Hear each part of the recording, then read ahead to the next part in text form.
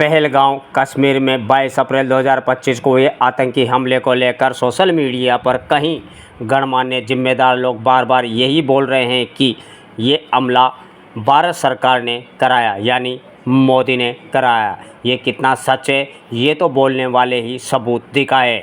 आज फेसबुक पर एक टिप्पणी आई जिसमें बोला गया कि जिसने पुलवामा अटैक कराया उसी ने पहलगाम अटैक कराया, यानी इनका भी सीधा सीधा इशारा मोदी पर। और ये टिप्पणी किसी और ने नहीं बल्कि माननीय सतपाल मलिक ने की, जिनके हाथ लंबे समय कश्मीर सरकार रही, यानी कश्मीर के गवर्नर। माननीय आप हमारे लिए सम्मानीय हैं क्योंकि आपका पद राजनीतिज्ञ से हटके है। मैं तो इतना बड़ा नहीं हूँ कोई जनप्रतिनिधि और ना ही मोदी मेरा कोई रिश्तेदार है, लेकिन आपने पुलवामा का जिक्र किया तो मैं बता दूं कि पुलवामा हमले से कोई वाकिफ़ नहीं है। इस वीडियो के माध्यम से ये बताना चाहता हूं कि आपने गवर्नर रहते हुए आपके गृह विभाग में कितने पत्र, कितने मेल और कितने फ़ोन आए, उन्हें जांचें। दूसरा, 31 जनवरी 2019 को एक फतवा कश्मीर से किसी मस्जिद से जारी हुआ जिसमें उर्दू में लिखा हुआ था कि 14 फरवरी को पूरा देश वैलेंटाइन डे मनाएगा और हम भगत सिंह का फांसी दिवस। इसके लिए कई जगहों पर मीटिंगें हुई, सभी मीटिंगें कश्मीर में हुई। आप वहाँ के गवर्नर थे, आपने क्यों नहीं कश्मीर में सर्च ऑपरेशन किया? क्योंकि आंतरिक क्षेत्र में होने वाली प्रत्येक गतिविधि क्षेत्रीय पुलिस के दायरे में आती है, सेना के दायरे में नहीं। दूसरा, पुलवामा हमला होना इससे बड़ी चूक हुई, लेकिन उसका जिम्मेदार भी स्थानीय प्रशासन और सरकार है, केंद्र नहीं। कैसे? श्रीमान, RDX 350 kg जिसे पाकिस्तान से आना बताया गया। दरअसल वो RDX किसी पाकिस्तान से नहीं आया, अपितु वो RDX दिल्ली में बिकने वाले स्टील, तांबा, शीशा, कॉपर कबाड़े से तैयार किया गया। अब सवाल ये होता है कि दिल्ली से ये कबाड़ा कहाँ गया? तो दिल्ली से खरीदा ये कबाड़ा कश्मीर सरकार के माध्यम से पाकिस्तान जाता है, लेकिन कश्मीर में संवेदनशील जगहों पर चलते हैं आतंकी कैंप, वहीं पर उक्त RDX तैयार कर हमारे जवानों पर उपयोग किया गया। यहाँ भी सवाल खड़ा होता है कि जब चारों तरफ सेना होते हुए विस्फोटक कैसे पहुँचा?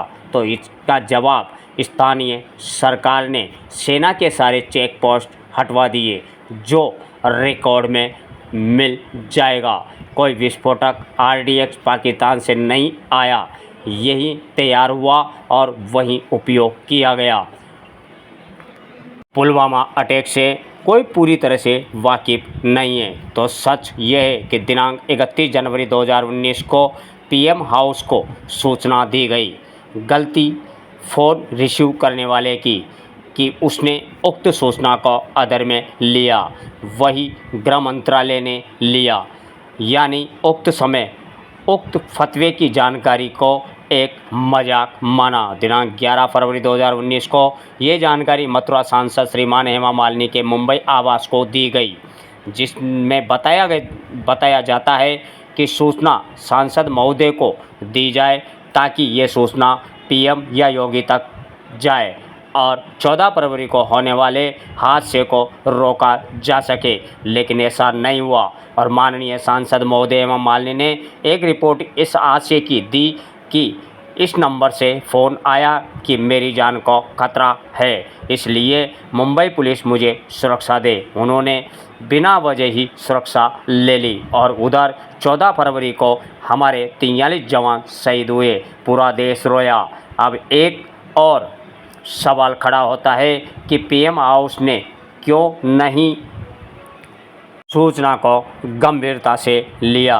तो मेरा जवाब दिनांक 15 मार्च 2019 को एक कॉल मोबाइल से आता है कि आपने दिनांक इतने बजे इतनी तारीख को एक मेल पीएम हाउस को किया, वो मेल इस मेल आईडी पर भेजो। लेकिन जब उक्त मोबाइल नंबर और मेल की जानकारी निकाली तो सामने आया कि जिस व्यक्ति ने फ़ोन किया वो आतंकी संगठन का व्यक्ति निकला। तो यहाँ सवाल खड़ा होता है कि मोदी के इतना नज़दीक कौन है जो देश की जानकारियां आतंकी संगठन को दे रहा है। दूसरा सवाल, 19 मार्च 2019 को फिर एक फतवा जारी होता है कि अप्रैल में मोदी महाराष्ट्र जाएगा और तुम्हें बड़ा कुछ करना है। 20 मार्च 2019 से 3 अप्रैल 2019 तक ये सूचना पीएम हाउस, गृह मंत्रालय को, पुलिस कंट्रोल रूम को और मुंबई पुलिस कंट्रोल रूम को दी जाती है। उक्त एजेंसियों या मंत्रालयों से एक ही जवाब मिला कि मई 2019 तक मोदी का महाराष्ट्र में कोई दौरा नहीं है। इसके बाद राष्ट्रपति भवन को सूचना दी जाती है, जहां कॉल सीआरपीएफ के उच्च अधिकारी को ट्रांसफ़र की जाती है। अप्रैल में मोदी महाराष्ट्र जाते हैं और दंतेवाड़ा में हमारे 15 जवानों का शहीद होना। यहाँ सबसे बड़ा सवाल कि जब 4 अप्रैल 2019 तक किसी एजेंसी, मंत्रालय, यहाँ तक कि पीएम हाउस को मोदी के दौरे की जानकारी नहीं, तो 19 मार्च को इंटरनेट पर ये फतवा कश्मीर से कैसे जारी हुआ? वहाँ के सोशल मीडिया के जांच की जिम्मेदारी किसकी है? मेरे ख्याल से स्थानीय सरकार की, उनकी एजेंसियों की है। लेकिन दोनों हमलों में मोदी ने सबक लिया, सतर्कता बढ़ाई। दिनांक 25 फरवरी 2019 को फिर एक फतवा यानी धमकी दी जाती है कि 48 घंटों में दिल्ली और सेना पर अटैक करेंगे। रात्रि 10:30 बजे इस धमकी की जानकारी 10:45 पर पीएम हाउस को दी जाती है और उसी रात्रि 3 बजे सर्जिकल स्ट्राइक कर 150 से ज़्यादा आतंकियों को मारकर अपने जवानों ने अपने शहीद जवानों का बदला लिया। अब पहलगाम अटैक, कईयों का कहना है कि मोदी ने हमला कराया, सुरक्षा व्यवस्था कमज़ोर।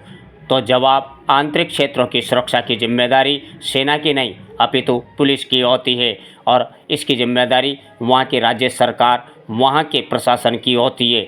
वहीं सैलानियों का कहना है कि आतंकियों ने सेना और पुलिस की ड्रेस पहन रखी थी, तो इसकी जिम्मेदारी भी स्थानीय पुलिस और वहाँ की सरकार की होती है। सेना की ड्रेस, पुलिस की ड्रेस किसी न किसी टेलर ने बनाई होगी और किसी न किसी दुकानदार ने बेची होगी। जब सबको पता है कि कश्मीर में कभी भी कुछ भी हो सकता है, तो सेना और पुलिस की ड्रेस, उनके प्रतीक चिन्ह बेचने वालों पर कार्रवाई की जिम्मेदारी भी स्थानीय पुलिस और सरकार की होती है।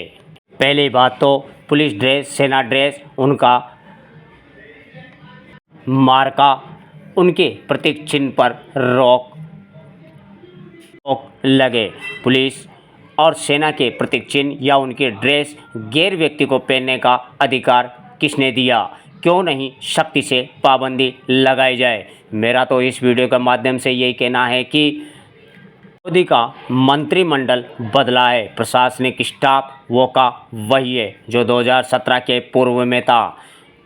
मेरी तो यही अपील है कि हिंदू, मुस्लिम, सिख, ईसाई, प्रत्येक कौम के व्यक्ति को आतंकवाद के खिलाफ तैयार होना चाहिए। लेकिन देश का 90% व्यक्ति मोबाइल में बिजी है।